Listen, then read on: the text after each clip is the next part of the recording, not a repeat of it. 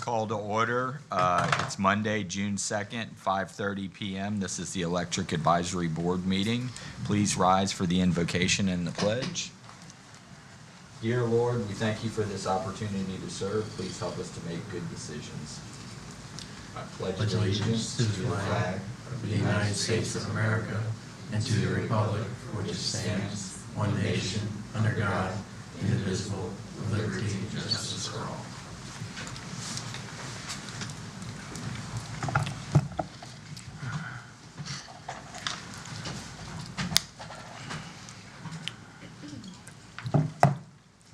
First order of business is fiscal year budget 26. All right, so we're going to do the process kind of a little bit different this year. So Brad and I are going to split it up. So we presented, first and foremost, I didn't have this ready to disseminate to you guys to review over the weekend or what have you.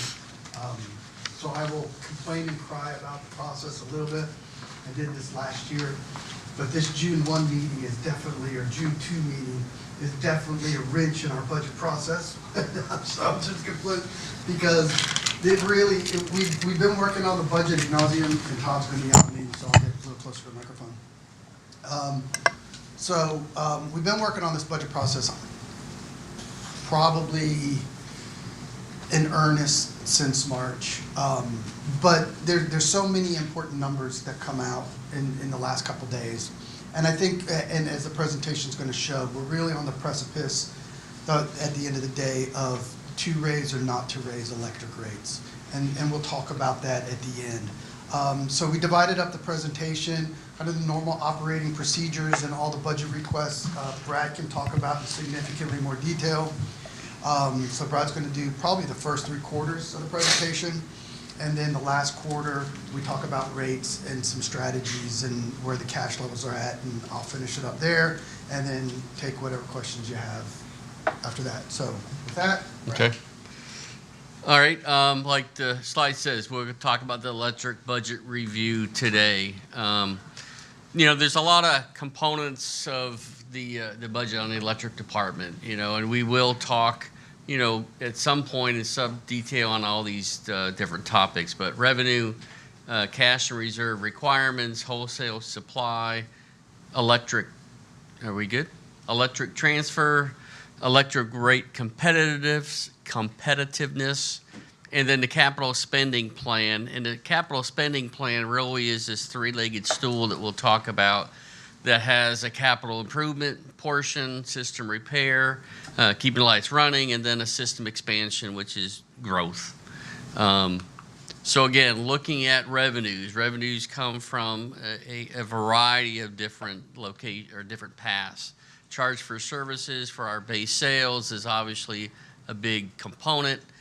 Customer charges, area lights, our rental lighting program, investments on interest on investments, some CIEC that we collect, and also the BPCA that we talked about a few meetings ago. So again, when you look at the bottom line of where we are for projected revenues for fiscal 26, we're at the 85 million level, 85,608.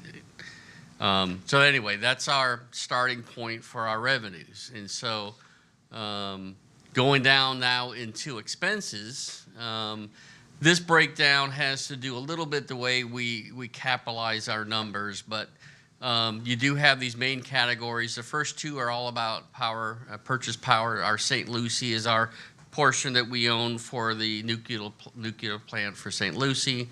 Purchase power is that big check we get, or invoice we get from FMPA. That's our part of the ARP, all requirement project.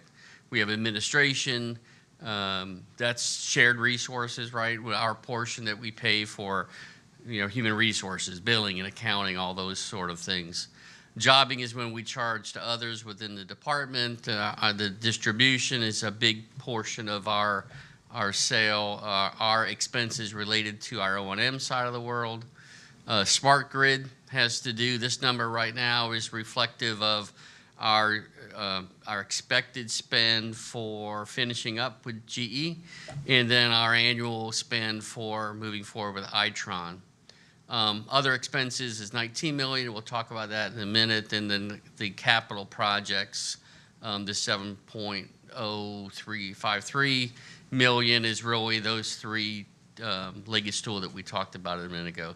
Couple notes: this does not include a 770,000 for meter changeouts, and we'll talk about that later in the presentation. But just to tee it up a little bit, you know, all these electric meters that were installed back in the 2011, 2012 timeframe, they all have a useful life. And when they start ending a useful life, we start to see failures in the field. The failures show up as where we lose connectivity for them. They're still registering correctly. They're still calculating the right usage, but the link that it ties into our AMI system and remotely passes that information on is part of that topic for the meter changeouts. Again, breaking down the other category for our expenses is more in depth here, talking about depreciation, our debt, our cost allocation, taxes transferred to the general fund, franchise fees, and surcharge. So that's the 19 million. So that's, you know, again, makes up our total expenses. And you notice, if you're taking note, they're not quite matching. Our goal is to have them match, and right now they're not. This expenses is a little larger than our revenues for now. So we'll talk about that. So electric transfer, just to, you know, talk a little bit more in depth about the transfer. If you look at where we've been over the last 10 years, you know, we've been as high as 8.5% of electric revenues part of the transfer. The city commission has successfully decreased that over the years. There was a referendum passed in August 22. Among other things, it did note that if you're going to want to sell the utility, you have to get a supermajority, but it also set the electric utility transfer rate to no greater than 6%.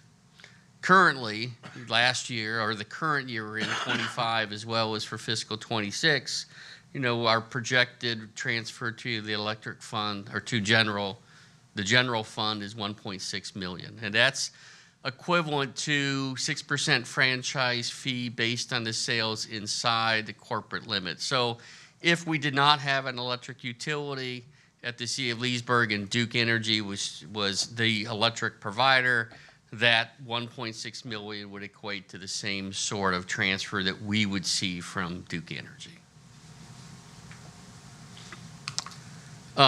Wholesale power, again, that's the $49 million. Again, ARP manages our bulk energy cost.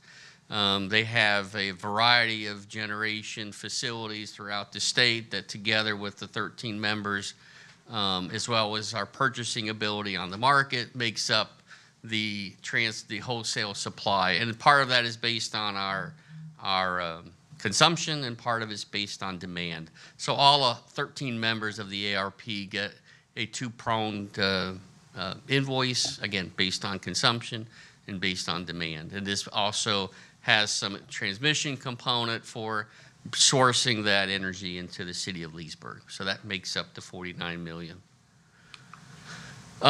Capital spending. So if you recall, one of the items, the last item on the electric budget, is our capital spending plan. And that is a three-tier stool that I think Al kind of got us on that discussion as an easy way to discriminate or try to quantify where those different spends are. So capital improvement, 2.3 million, which is about 33% of our spend, and we'll talk more specifically in just a moment. The system repair, keeping the lights on, keeping the city, keeping the energy rolling, that's our system repair number at 2.3. And our growth is around 2.4 million, again, 33%. It just, they all kind of work that way. Capital improvement first. Again, these numbers are broken down into our capital components, right? Transformers, distribution lines, new sectionalizers and reclosers. They are protected devices in the field that help limit outages to the smaller area. Our lights, our reconductoring, and finally substations. So looking a little deeper into really what are some projects that are involved in spend we just looked at. So one of the bigger projects we have is to reconduct our 2 feeders. They're fed out of they feed into the Fruitland Park area from Pixiola Substation, 702 and 703. The projection or the plan would be for us to upsize the conductor all the way from Miller, kind of a little bit west of 27, take that all the way up to Spring Lake Road. There's a component in there that we have some new growth with a new storage facility that we've installed here last year that they haven't gone live yet. But again, it's a big spend, 1.2 million. It does support growth in the area, not just what's currently knocking on our door, but there's 4 or 5 projects that are also up in that Fruitland Park area. The Enclave is the biggest one that is north of Spring Lake Road that looks like to be hitting soon. So the reconductoring of 702 and 03 does provide us support for that growth, as well as some redundancy and improved switching solutions up in that area. Reliability improvements for the system. Again, these are capital improvement projects. We do have a Flisser system already in place. I don't know if you're aware, but the airport substation has a Flisser, an automation in place for the whole substation. So what that does for us, Flisser is I isolate the fault location, isolation, and system restoration. So we have all these smart devices out in the field talking to each other. We try to limit, these are 4 feeders out of the airport sub, feeding the mall, feeding the airport, feeding area residential growth in around Radio Road, around Silver Lake, and all that area makes up a lot of that airport substation.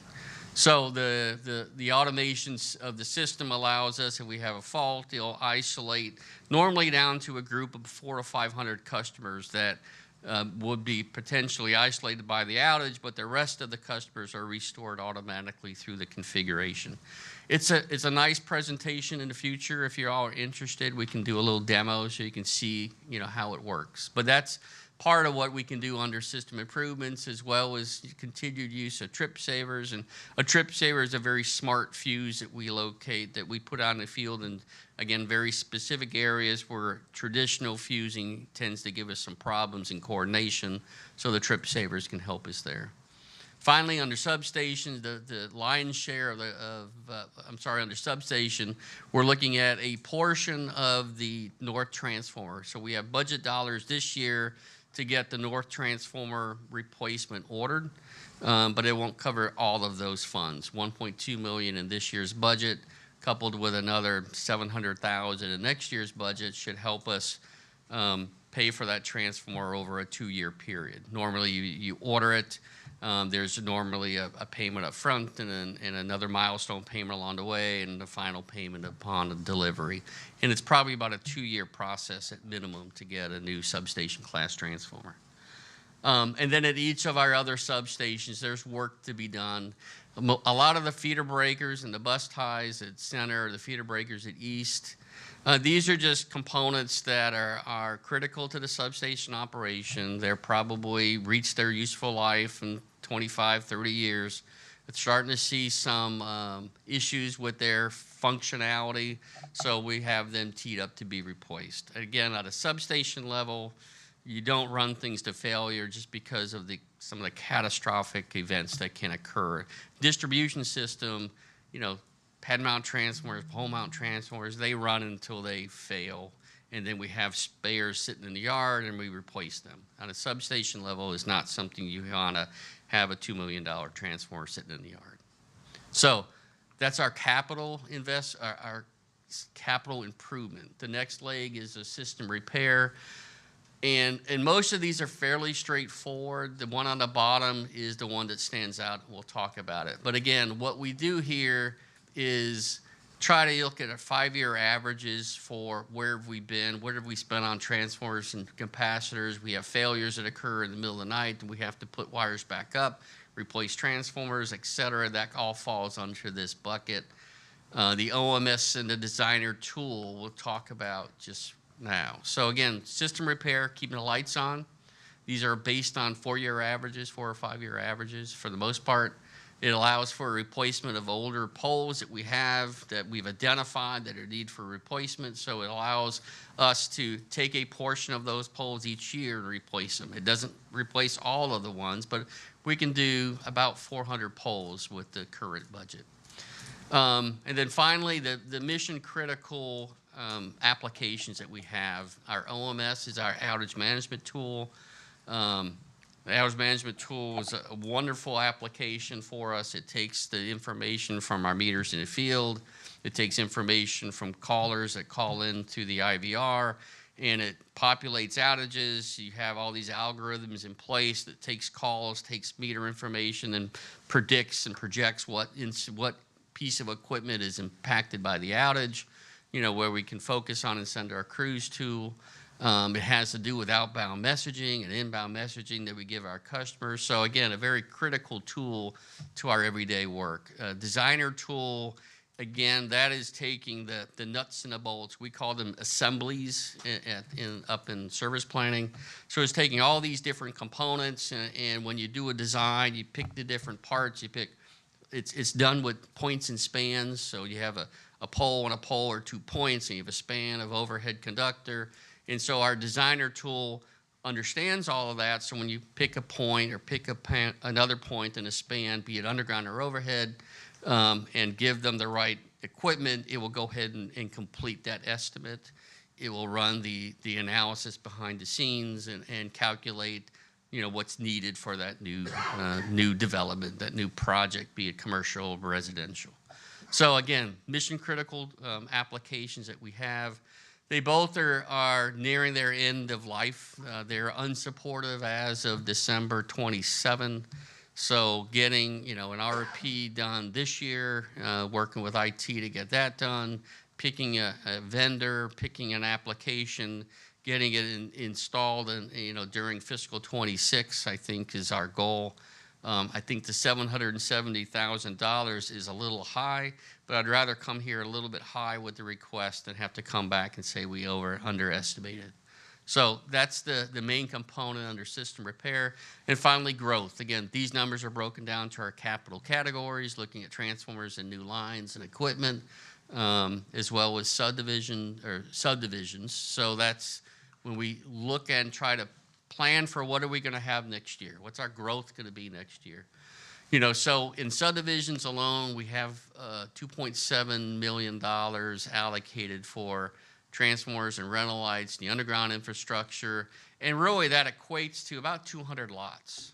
This year we have 2 big subdivisions that hit us. We have Mirror Lake that has about 80 lots, I think, in Mirror Lake over there by the new school. And then we have the one over there off of County Road 44, Silver Lake Point, Roebuck's old property. And I mean, there's a couple hundred, 200 to 300 lots over there. So again, us looking forward, if the enclave up in Spring Lake hits like we predict, I mean, that alone is going to be 180 lots just by itself. So again, that's kind of where the 2.7 million comes from. Apart from subdivisions, you still have growth in the residential area, growth in the commercial area, and one line item I added on the bottom. We have, sharpened our pencils last year. This year, we look very carefully at make-ready work that we charge to the developers. We look for line extensions that may be needed for the developer. The big project at Arbor Park has all 3 of those components, if you will. You have the city paying and paying for the subdivision itself, the dollars associated with building the subdivision. There's also a line extension goes all the way up Thomas Road from Martin Luther King all the way up to Urick that the developer paid for. We have to relocate our facilities around the intersection of Martin Luther King and Thomas Road, again, driven by the developers, so that's make-ready work. So again, when we go back and look at these projects, there's a component that developer pays for. Some of it's based on their expected revenues over 4 years, and some of it, make-ready work, for an example, is 100% cost regardless of the revenue that they bring to the table. line extensions are based on revenue. So is the subdivision. They got to have enough projected revenue to cover the cost of us to build the subdivision, or they have to make up the difference. And then furthermore, they give us a bond for the subdivision, or they can give us cash. And then they have 4 years to develop that. But a different topic, different discussion, but I think a little bit relevant here. So some items still under consideration, still under discussion. The meter change outs that we talked about. Right now we have about 30,000 electric meters in the field. 20,000 of those meters are of that 2012 vintage that are starting to fail. And when I say failure, it's still logging their consumption properly, but it's not able to transfer that data remotely over the mesh network to the head-end system, so we can do all that electronically. So we have a plan that we can have it put into place that says, I can spread this over 5 years, do 4,000 meters a year over 5 years, which is about 770,000. So when you go to a budget meeting, Al said, where we still have a little work to do, our numbers are not yet aligning. The revenues are not high enough to cover all the expenses by a shortfall of 1.8 million. So at this point, I'll hand it over to Al to take us the rest of the way. Do you guys have any questions on any of the stuff I did have one question. You mentioned on the subdivisions that you have this is for 200 lots? Yeah. And if there's growth, are we under projected for that, or you're comfortable with that number? Well, I think we're comfortable with that number. I think, to be honest with you, this year, when we did our budgets, a lot of the growth was managed through some budget adjustments. So I think, Al is committed that, we're not anti-growth, right? We're going to support growth where we need to. This is a projection of what we think is going to occur. If growth goes a little faster, and we have more than 200 lots or more than these dollars, we're going to go to Brandy like we've done this year and say we need a budget adjustment. We have to lean on the cash a little bit to make sure that we can move forward with the project. Okay, thank That's you. my answer. Thank Hopefully you. Al would agree. So the big things that I think that Brad brings up, so the good and the bad, just to summarize, I think the transfer focus over the past decade is a real significant movement from the city commission. You're trying to operate the electric fund as it would if it were an investor-owned utility or a co-op. So meaning any type of revenues that come into the general fund, it would be equivalent as much as possible to how the city would function if it did not have an electric utility. That philosophy, I think we've really honed in on probably the last 3 to 5 years, and a lot of that is in anticipation of legislation that the state has done or continues to try to do, where they're regulating transfer levels, the type of makeup that we have, as far as co-op or who ultimately controls the rates of the utility, and those things. So decreasing that transfer to the $1.6 million is really super significant in that there's not a lot of funds leaking over from the enterprise to fund general activities of the city. The next big thing is, I think, some of the improvements that we've made throughout the year, and then the focus, Brad's focus on the capital. And then the final thing being, we did see probably the biggest break this year, if we go back a bunch of slides, is really the decrease in the cost for smart grid. We were spending upwards of $1.5 million. I think that number was down to the $800,000 number, which is still blended between Itron and GE. And then next year, you'll see that number decrease more to about the $500,000 number, where I think it'll settle out where we're fully integrated with Itron. And then we also brought over that cash from the general fund to help offset those costs as well. So those, I think, were really good financial decisions made by the commission. Having said all of that, the major items in the electric department budget is that $7 million in capital. And so we come to some crossroads on where do we want to be. And we constantly compare those things to what our rate is and what kind of cash levels we have. So you guys have seen this chart now, maybe not 1,000,000 times, but 100,000 in any case. So let me just kind of repeat the highs and lows, and my poker's not working. But obviously this number includes money for the power cost adjustment. So there's $3 million embedded in here. That's actual power cost money. But it's all cumulative and all counted at the end the same. So back in 2021, the fund's sitting on 20 million. Right today, we're sitting on, call it about 14 million. This part of the chart, this line, is our recommended fund level line from a Government Finance Officers Association, we want to keep 90 days of cash on hand. So we'd like the fund to obviously be higher than 10 million. I don't think it needs to be as high as 20 million, but as you see, from about kind of the time of where we started seeing big inflation in the 22 time frame, and that's also kind of corresponds to where we had the spike in gas rates. So we went to cash and we did a bunch of different things, and then we started seeing inflation start hitting us. And so since the last year or so, we've really worked our way back from a position where we were way below our cash requirement and way below, I'll give you an exact number, probably close to $3 million below the recommended reserve. And by the way, this number did hit us as far as when we get our bond checks. So our agency came in, we did get downgraded this year from an A to an A minus. What does that mean in reality? Honestly, not a whole lot. I think it's a good talking point, but a downward trend like that would mean if we went out for debt, we're looking at higher interest rates to borrow. Is it even a full percentage point? No. But it's not great, so nobody likes to get dinged down in their faith and credit. But we've worked our way back to kind of a borderline position. And so with that, let me point out this orange number.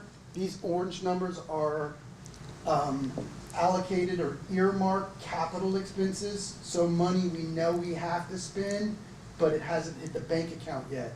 So basically, if you take this amount of money, it pretty much closely matches what we have above the reserve requirement. So you really only see our actual cash position is only $117,000 over what the minimum requirement is. And then if you take out the $3 million that we want to leave in the account to calculate for the power cost adjustment, the cash isn't quite where we need it to be.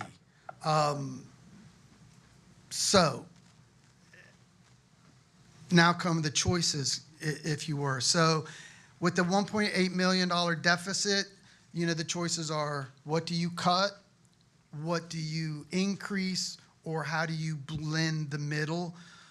So I tried to give you kind of three options. Option number one, let's not do anything. Let's keep rates where they are. So our rates right now per thousand is about 127.94. So that's the magic number as far as competition. We'll talk about that in a second. So if we don't increase rates and the power cost stays at the 2.5 cents a kilowatt, our 127 rate would remain the same. We'd have a budget of $1.8 million in the red. How would you balance that? So I am going to take the liberty to flip back. The first place we would go is, and this is the other chart, and so most of these, Brad broke down all of these expenses, which I think are pretty much self-explanatory, but for the other, because it was such a big chunk.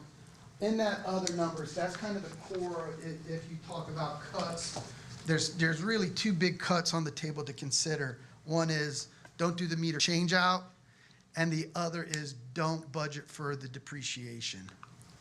So that's the first one on there. So in each of our enterprise funds, the city budgets for depreciation. So we take scales of all of our equipment, we amortize it over how long that will last, and we take that percentage, that formula, and we stick it into a depreciation line. So we literally take cash, we put it in the depreciation line. That then shows as renewal and replacement on the cash graph.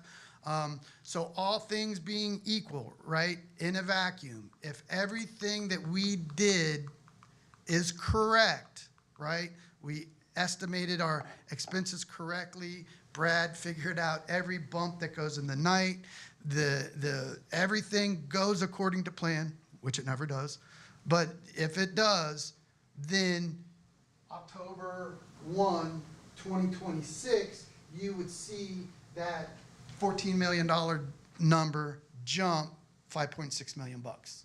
So we'd have a super great year. I don't know if that's a philosophy we want to continue. Now, what we've done in these past years where we see the cash started depleting, that's the number that we cut. We cut depreciation. And so we didn't see money going back into the fund until here recently as Brad cut back on expenses. So if we continue down the path of not budgeting for depreciation, cutting out maintenance items, what we're going to see is reliability start to decrease. I can't tell you by what level, but ultimately that's where we go. So then it becomes a kind of catch-up game that we don't want to get into. So the no cut is an option. I don't think it's the greatest option. And if we went on a no cut option, it would, or no increase option rather, it would be we need to watch and monitor this. That's kind of the philosophy we took this year. We talked about potential rate increases. If you recall last year, we didn't do it. We watched closely. This year, we're right on schedule as far as where we thought we'd be. So if we luck out again 2 years in a row, a no cost increase is an option, but it's something we'll have to continue to watch extremely closely. The other levels are potentially mild increases of 3% and 5% respectively. If you bring in a 3% rate increase, you bring in about an additional new 2.5 million. So that's a little bit in excess of where we're at as far as the deficit. I would actually say that $500,000 or so, 700,000 if we're doing the math exact, 720, right? If we're doing the math correctly, is not a big number. So 3% actually seems to be pretty reasonable. A 5% would bring in the 4.2. So that's revenue. That's kind of, you see how it fits in the big picture. But what does that do as far as the rate payer goes? So this chart forecasts rates, and it's got 3 specific lines on I wanted to focus on. So the bottom, and this is the per thousand chart. So the bottom of the chart here shows fiscal year. The side is what the cost is per thousand at a snapshot in time, and that's October 1 of that given year. So even though this says 2014, that's fiscal year 2014, so but the date is October 1, 2013, you know, as you go. So on October 1, 2013, the rate was 127.59.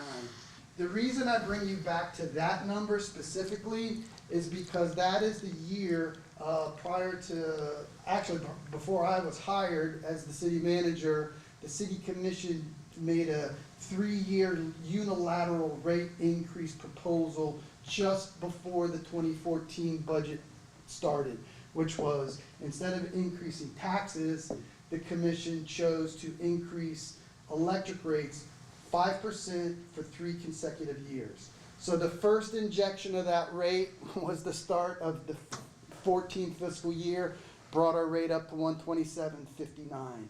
I was hired in December of that year, and it took about a year and a half kind of to reverse that policy of increasing electric rates to subsidize the general fund. And so the first budget year that I was here was actually year 2015, and we kept in place the scheduled 5% increase. So our rate went to 134.47. I think quickly thereafter, it's kind of about the time that the Duke settlement came along, and a couple different things came along, but fiscal year 16 was supposed to see another increase of 5% to put our rate at the 141.19 level.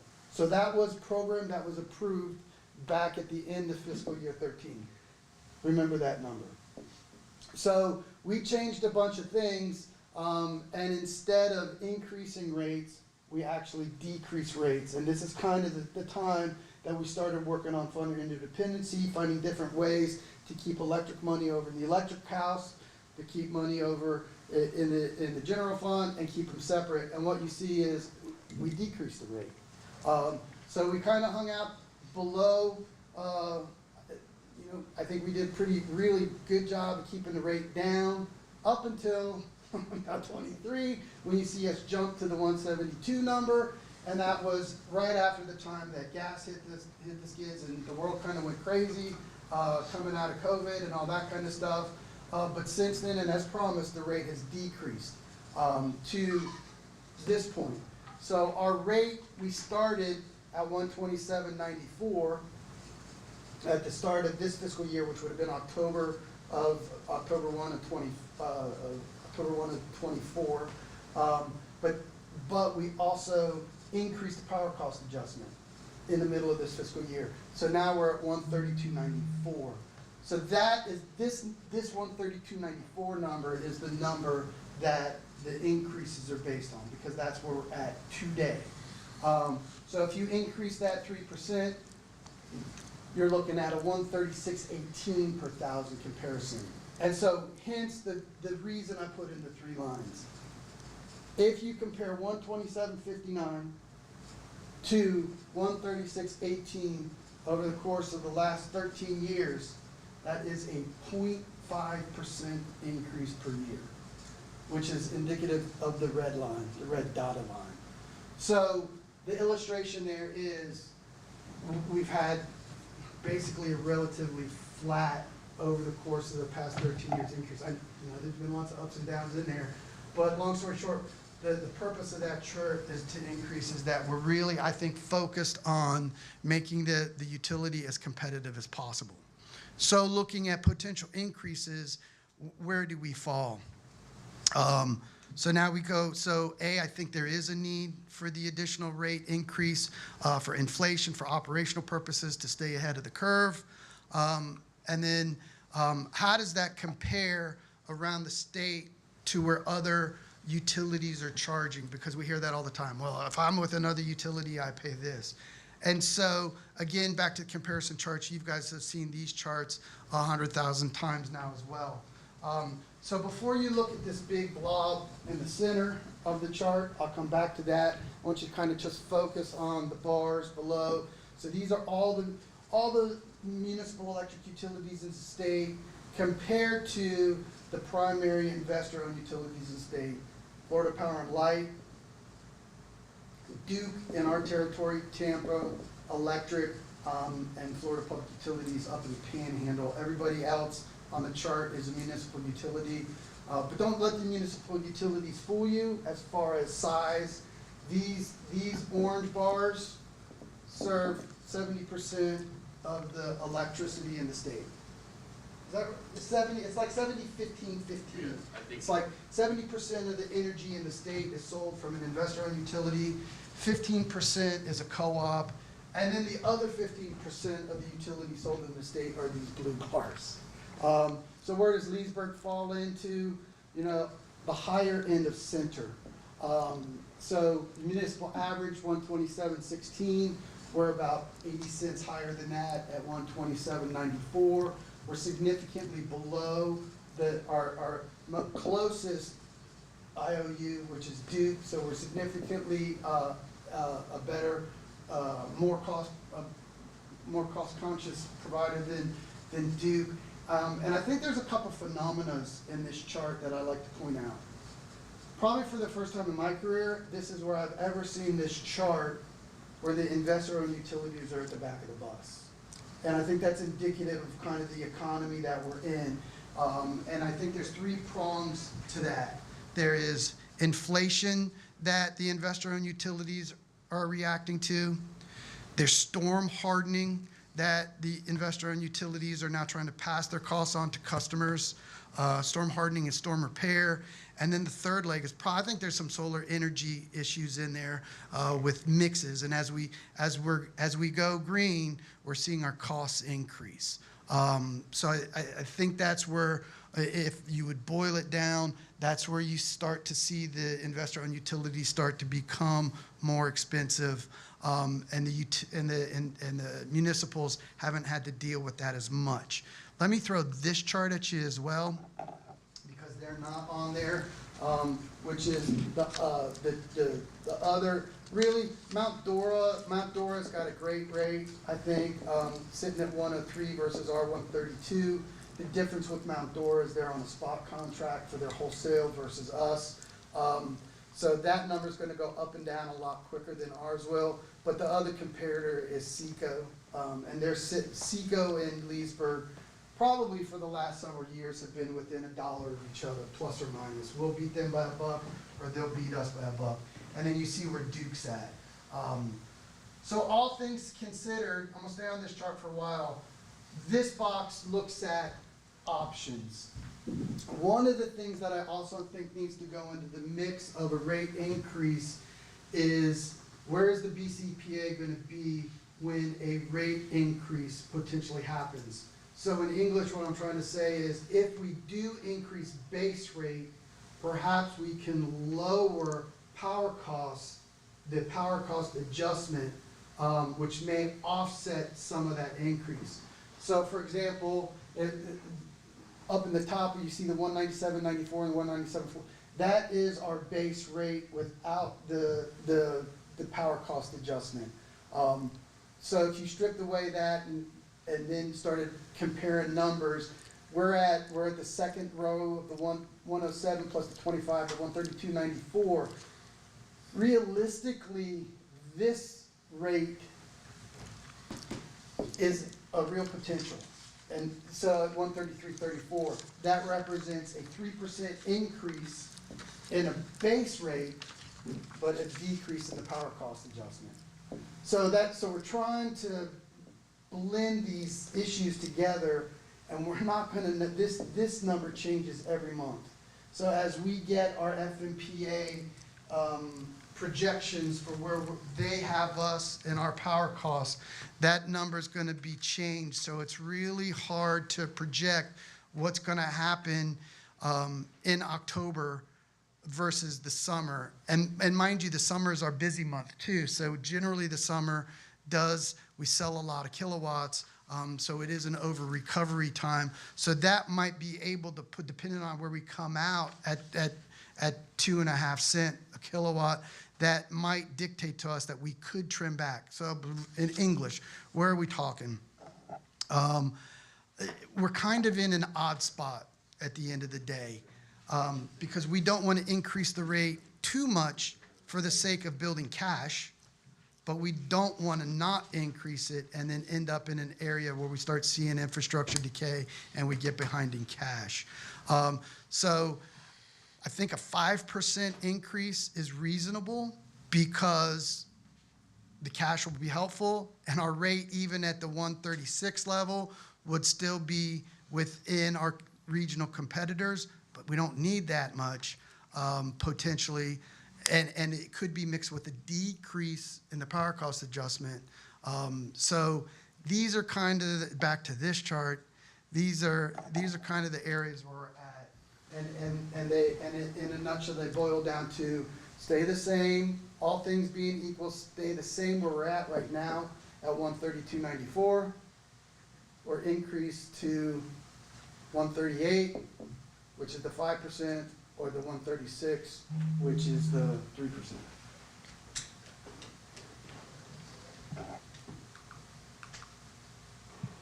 That's our presentation. Your feedback is welcome.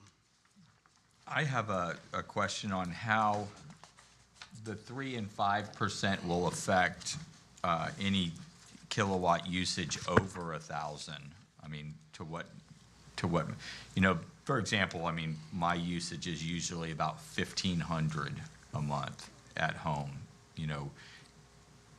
It's pretty much a straight line. So if you're over 1,000, it'll be, the straight line synopsis is we're increasing the base rate or the customer charge, the first 1,000 and then the 1,000 thereafter. So if we increase them all reciprocally, if you're paying $1.50 because you're over 1,000, you're going to pay 3%, 5%. We're not focused. We have done some different raises like that in the past where we just increase base rates. This year we would talk about increasing all the tiers, so it would be proportional increase. So whether you're under or over whatever kilowatt you're using, not including the power cost adjustment, you're Right. up that percentage. But yeah, 5% of that increased amount of the overage is significantly more than 5% of the first 1,000 kilowatt hours, right? No, it would be proportional. So if we're raising proportionally over all three areas. So if you have a $250 power bill now, the option would be 250 plus 3% or 5% or no increase. So you're gonna go up whatever the percentage is.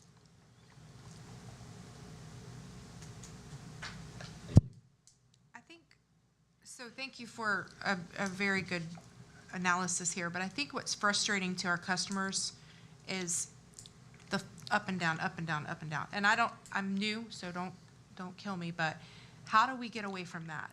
It's hard as a consumer in residential. I do large business. They would love to have a one-year budget and be able to be penny to penny. But I'm speaking on the residential side. How do we stop the increases and the decreases? Because I think that's what I hear on the residential side, is that it's frustrating that we go down and we budget for that, and then all of a sudden we're now back up again. And I get that 3 or 5% in the grand scheme is not a lot, but for some it Super is. concise, direct answer for you. The up and downs are in your favor. We are cutting it so close that we are giving you, the utility is providing its customer the cheapest rate it absolutely can. Period. Sorry about the ups and downs, but you're getting a super great rate. If you want that massaged, the opposite will happen. Then we'll go to a stabilized power cost adjustment, and your rate will stabilize higher than it needs to be, and then the cash chart will look really great. So I think as a utility at our size, and as you guys as members of the advisory board and the city commission as well, my pitch to you all is when you get that question from that customer, you defend it. Oh, And absolutely. you provide that answer. If you don't like up and down, then you're going to get one high.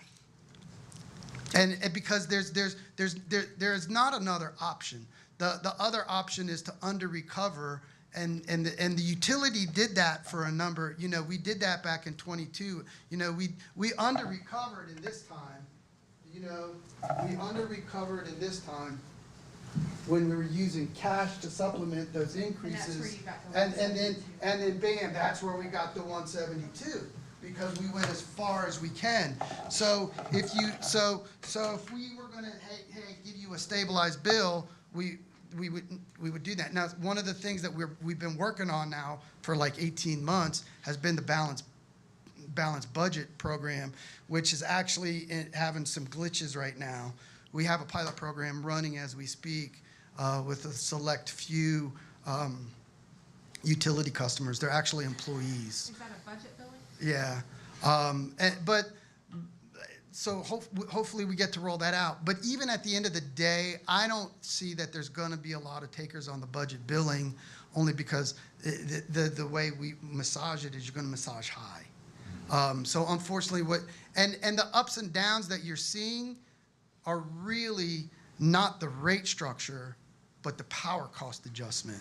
Because if we roll, and so you see the ups and downs in that rate, but that's going to be more reflective, again, of the power cost adjustment and not the base rate. So if we were going to levelize that out, we probably have a power cost of adjustment of 3 or 4 cents or $3 or $4 per thousand, and you're going to be paying 3 or 4 $3 to $5 a month extra. And that necessarily wouldn't help the utility, because then while this chart would look great, most of that money then is earmarked because it can only be used for power supply. So you're going to get in these scenarios of really high, really low, really high. And where we have the utility operating now is trying to get a cost to the customer that's respective of the cost of the utilities. You don't see that in the investor-owned utility world, and you really don't see that in the co-op world, because they're giving you a more solid bill, which is high or low. And recently it's been low, hence where you see the investor-owned utilities going. Thank you. Is there any scenario in which you don't take the full 6% transfer? Technically, we're not taking the full 6% transfer now.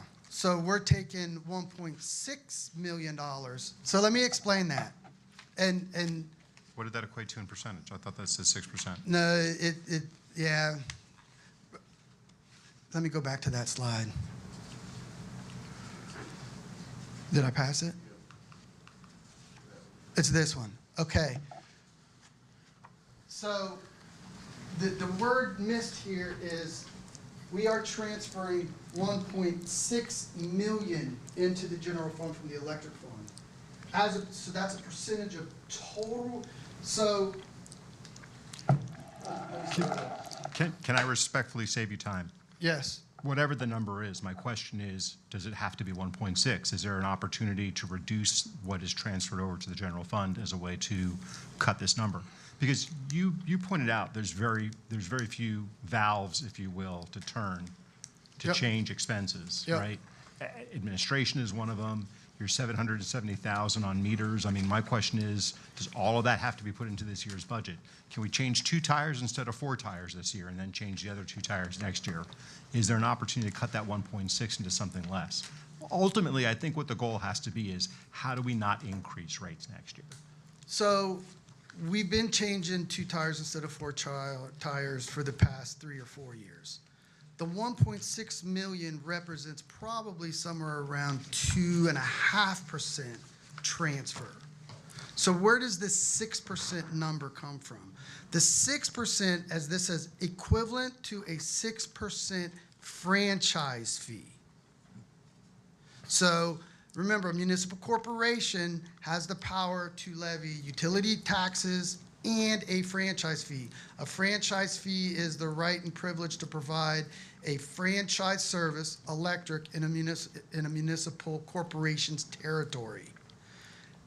Those franchise agreements are typically 6% of sales in an incorporated area. So what this $1.6 million transfer represents is 6% of total Leesburg electric sales in corporate Leesburg.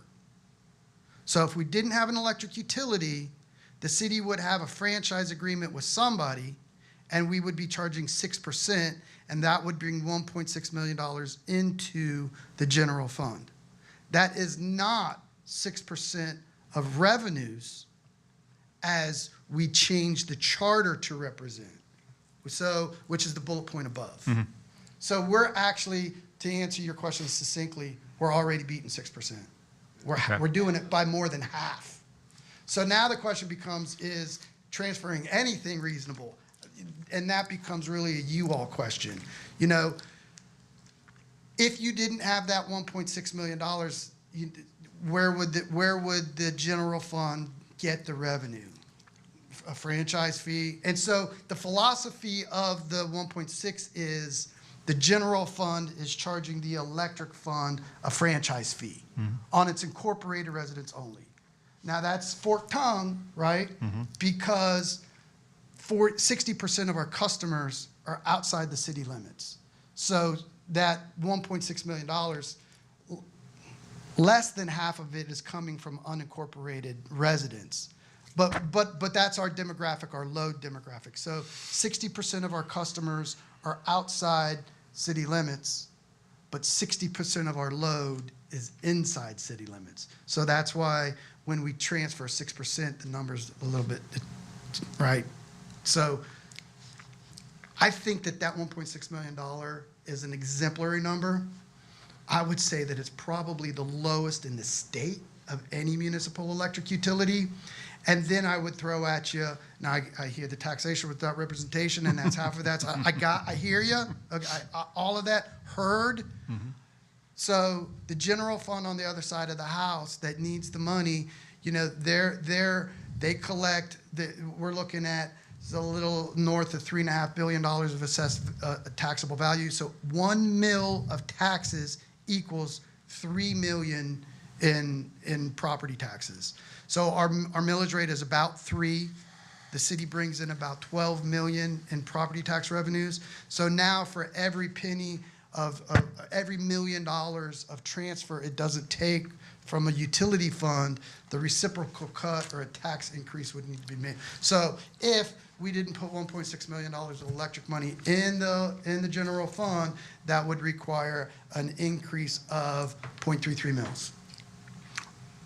Or another hard look at whatever those expenses are, where you've got a bigger pot over on the general fund to There play you with, go. where you can you save? Because I wouldn't suggest eliminating the full 1.6, but again, you're at 1.9 is your difference right now, right? Rounded 1.88 is sort of your difference right now.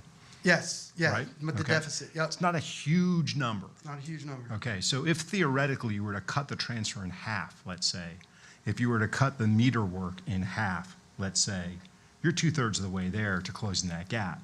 Now the question becomes, do you still need to do that increase? And if you do, now you're even less than 3% in theory. And let me throw one more other thought at you is there a third tier that's possible in the billing? So for instance, you're charging a number for the first 1,000, maybe there's a second tier for the next 250, and maybe there's a third tier after 250 plus. As Jack said, he uses 1,500. Sorry, man. And I'm just throwing numbers out there. But again, if part of, you and I had a totally separate conversation about the more you use, the more you should pay, is there another option in there?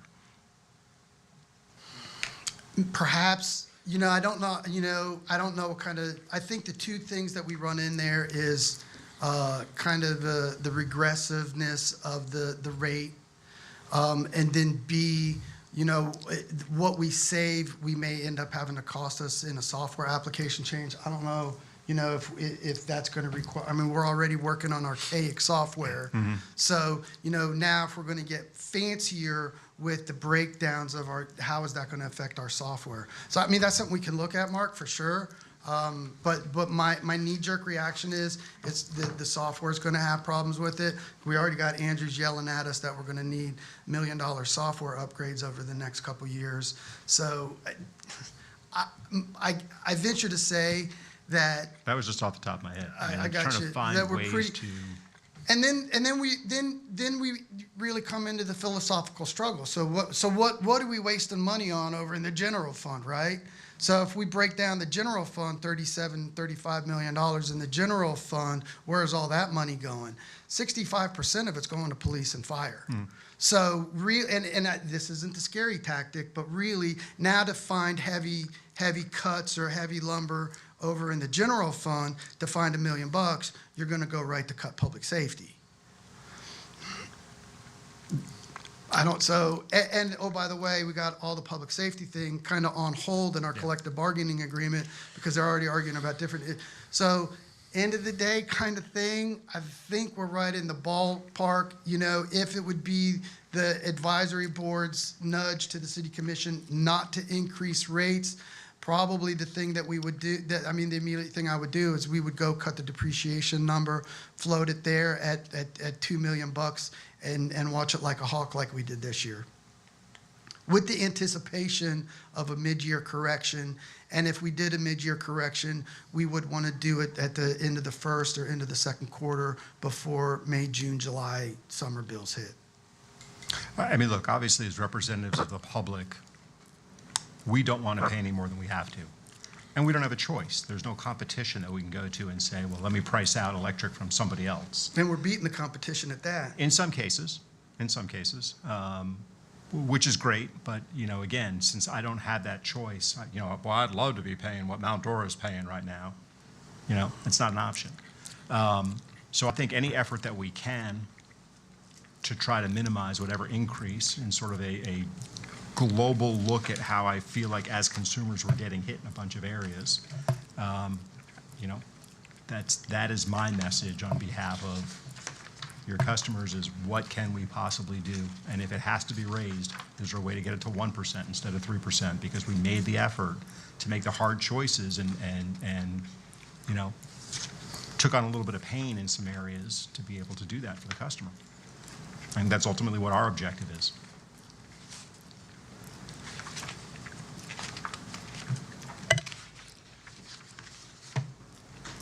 Well, I will never agree to doing less for the repairs. I think that's important, and I think you're going to get hit when you can't repair something, and then I work in imaging equipment, and they don't make those repairs, and then all of a sudden you've got an MRI down because they didn't make the repair. So in my terminology, that's budget crippling. So I agree with what Mark is saying, but I also understand, I see your point on the other side of planning and not busting your budget on that side. So I don't have, I look to you for the guidance. I say, can we do 3% versus 5%? Would that give you the comfort level? I understand you want 1%, but I do understand the other side of that piece for them. One of the other things too, again, as far as the timeline process that goes in this, every 30-day increment from now till October 1 is a lifetime because so many numbers now are changing from the taxable value numbers to where the projections are going to be to what we under recover in the summertime. So you guys have another meeting July 7th, if I'm reading the calendar correctly, which gives us a good solid month. I would say we come back and review it, and probably at that time, I haven't helped out as far as not giving a delineated recommendation based on the data that's even at my office level. My knee jerk is probably to be recommending the 3%. You notice I didn't recommend anything this evening on purpose. But as we get closer to July and certainly August, there'll be a recommendation. And based on the data today, it would be you need 3%. Well, as we've established, we have no real say in this. All we are is here to offer up thoughts and opinions. The state legislature's working to change that. You may come back with 3%, and then the commissioners decide they want 6% or 0%. The other part of that equation too is the water and sewer system is also looking pretty beat up. So the commission may be one where, and so if you had to rank who needs it faster, probably water, sewer, electric in that order. So the commission may be like, well, we'll hit up water and sewer this year and keep an eye on electric, and then come back and hit electric next year. Look, I would say... those numbers are still being crunched. And I understand the 30 days in between meetings and all that. I would say as just one voice to not let that hang you up, not to have to be like, hey, well, now we got to wait 30 days to see what they have to say about what our next pitch is. I would hope that you take away from tonight's meeting, from where I sit, are there things that we haven't looked at yet? Are there places that we can get more creative? Is there anything else we can do in all possibility to try and minimize any increase whatsoever? And that's my message. And it'll be what it'll be. Duly noted. I might have a little bit different perspective recently having a meter in Mount Dora, 2 in Leesburg, 1 in Seco, and then 1 in Duke. Excuse me, for the value and for the comfort of when the wind blows and the lights go out. I can tell you, Leesburg, you can count on them to be the first one, power back on. The network, the investment that you see that occurs, and you think about the few power outages we've had in the length of time, trivial compared to other places I just mentioned. Even though one has a cost lower than Leesburg, it seems like I was always paying more. quite a bit more. And when I moved the business, I noticed quite a bit of difference from going from one to Seco and then comparing it to Leesburg costs. There's a good comfort that Leesburg offers that others don't necessarily, or they've gotten there yet. But I think we make sure we've got the safest poles out there and the safest equipment, switching gears and whatever it takes whenever that power goes out. Chances are the lights are back on in Leesburg quicker than anywhere else. So that's just my thought on it. I guess what I'm trying to say is, respectfully, I get what you pay for sometimes, and nobody wants to pay more. But the ones that bend my ear about my electric rates going up while I'm standing there looking at their hot tub and their pool running, it's like, well, did you think those were going to be free when you hooked them up? So, it's become too And easy. that's a little bit where the thought of, Yeah. is there a third tier possibly Yeah. as a way to play into that? I mean, But- therein lies the golden piece, how far can you kick the can down the road? And that's really the internal discussion that between department head and city manager you get. The department head doesn't want to, department head doesn't want to kick the can. The elected bodies, rate makers want this as low as you can. So where is that mix? I think there's probably, Brad's going to tell you no, okay? And that's what he's going to tell you that, so there probably is, if there is a place to trim, I'm going to say it's a kick the can. But then the next thing that's going to start happening, and it's the old frog analogy, right? Well, it just costs more. I mean, let's just call it what it is. If you wait to and kick the can 2 more years, where's the cost going to land? You're going to see it. You're going to see it in increased costs, and you're going to see it in slower recovery times and more outages. And we haven't showed you all that data, so and we're hanging in. Okay. Now we walked out of a meeting this week where we had a customer who's back in a nook and cranny of the system that hasn't got a lot of TLC, and that I would say that customer has some issues. They're not representative of the system as a whole because we're counting averages and medians and that. But if you were that customer, that person would be in here saying, "You guys kicked the can enough. Start trimming the trees around my house." And so what's going to happen is instead of saying, "I wish the city wouldn't be up and down with their rate," they're going to say, "I wish the city would keep the lights on."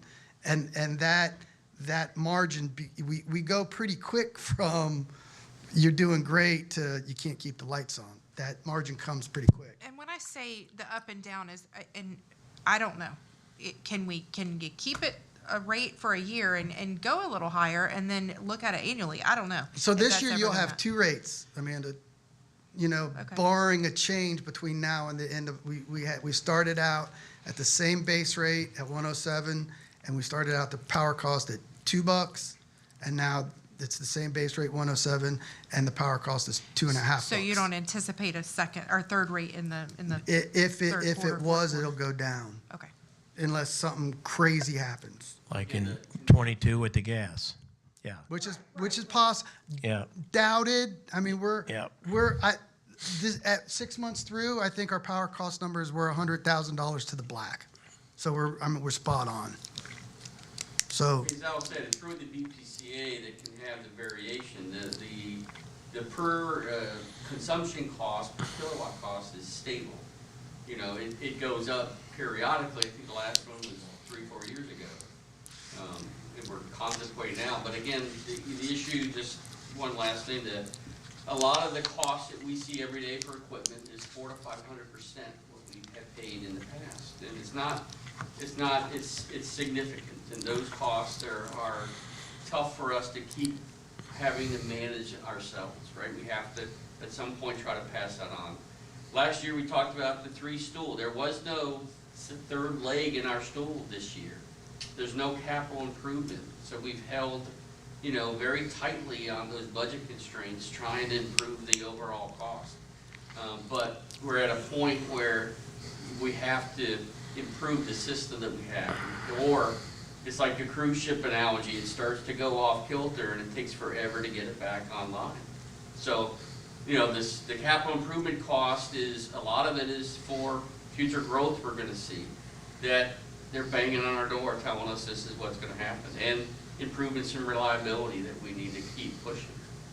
So that's the piece. The meter failure, I'm at a point where I can't keep up with the failures. They happen too frequently during a month. I think we're losing 300 a month on meter failures.